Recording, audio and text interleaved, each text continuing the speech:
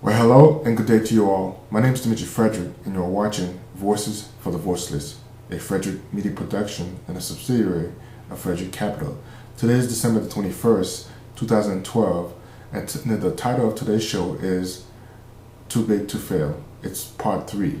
It's a continuation of actually the whole title of this 4-part series called Is America Too Big to Fail? And we've covered several topics already.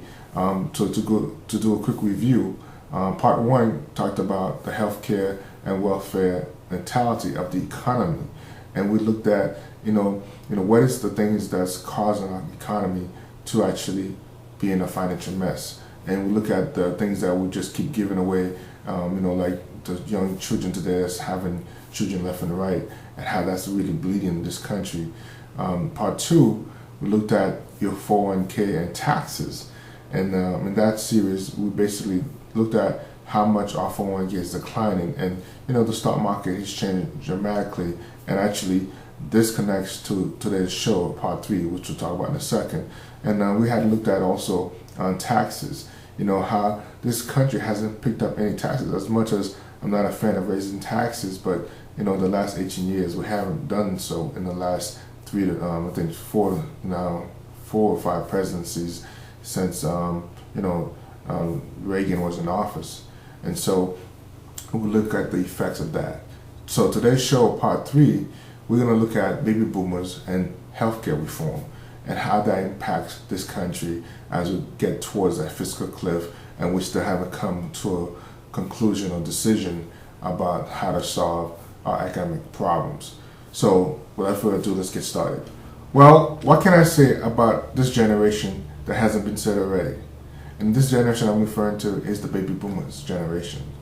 Well, maybe there's one thing, and it involves some simple math. There are 78 million estimated baby boomers that will be forced out of the workforce by 2015. That is, if you have not already been forced out by the age of 50, which is really the unspoken retirement plan by corporate America standards today. That's one of those things that we don't talk about, even though they say 70 years of age is the retirement age for the average American person. If you are not sure, take a look at the young faces in your office compared to how many gray-haired senior staffs that used to be present at your current job. But I digress.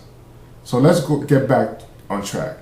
To keep the math simple, if you were only to pay these baby boomers only $1,000 a month in retirement to live on, which is kind of ridiculous, especially if you live in Massachusetts like me. You multiply that by 78 million baby boomers, then what you get is you don't really have to do the math, because it will come out to well over $1 trillion or more a month that has to be paid out to these baby boomers. No, I did not go to college to study economics, but common sense says that it is not financially possible, and you will be bankrupt, and that is the country will be bankrupt trying to pay all that out to these baby boomers. So this is where the problem lies. So I must ask you, how is retirement looking for you right now? Or let me add one more thing to my dear financial guru, who always speaks about financial literacy, financial education, Susie Orman, and what she says. If you are going to plan on retiring in this decade or this century, you will need at least $1 million to do so. It is similar to that ING commercial that been played a few years ago that most people well know. If you haven't, let's take a look at that video. Hey, Clark, what you got there? It's my number. It's the amount I need to save to retire the way I want. Is that your number? Yeah. A gazillion, huh? Gazillion, bazillion. It's just a guesstimation. Oh, how do you plan for that? Well, I blindly throw money at it and hope something good happens. So you really don't have a plan? I really don't. Do you know your number? We can help you find yours and take steps to get there. ING, helping you achieve financial freedom. That's a funny commercial, and I've seen that many years ago, and it still is funny today. But most of people think that this is a joke, because they have never made $1 million or more in a lump sum, or just about in the whole entire life, depending on your level of education. But you know what? Susie Orman and ING, they are very right in that statement. It will take at least $1 million or more for you to retire. We forget about that.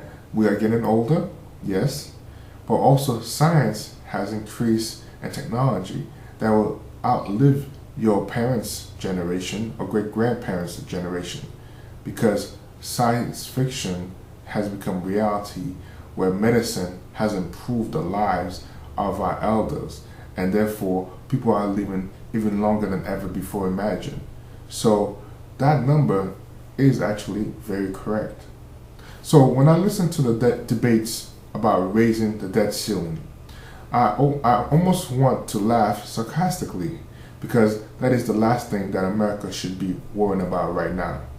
The rabbit hole is far deeper than you can imagine, because I have more to share with you. Let's take healthcare for example.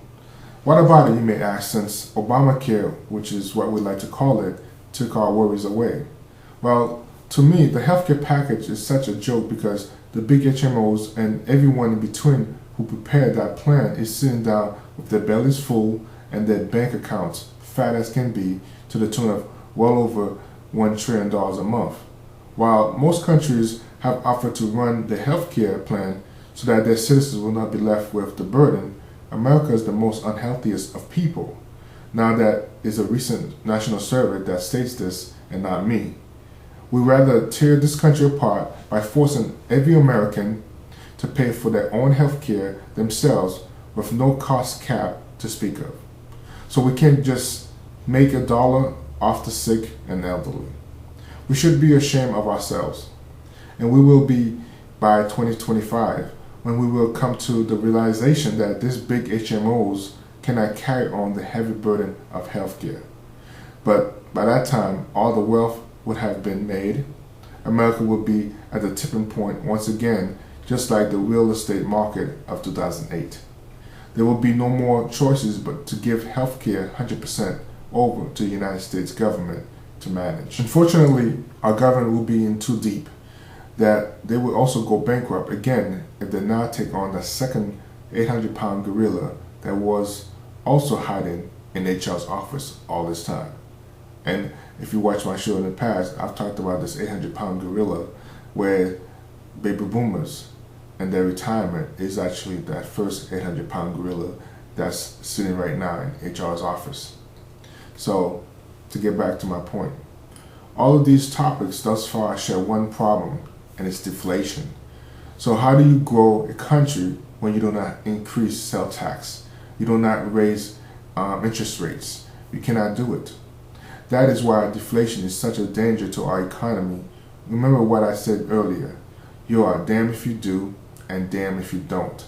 How can we compete with the rest of the world when we are bleeding internally ourselves and spending and printing money day in, day out?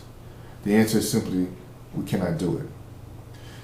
This brings me to the end of today's show and the end of part 3. Come back next time for part 4 as we talk about the AAA rating of America and the relations we have with China. I am Dimitri Frederick, signing off. You've been watching Voices for the Voiceless. And as always, I hope you have been enlightened, empowered, and definitely have been educated. Take care, and God bless.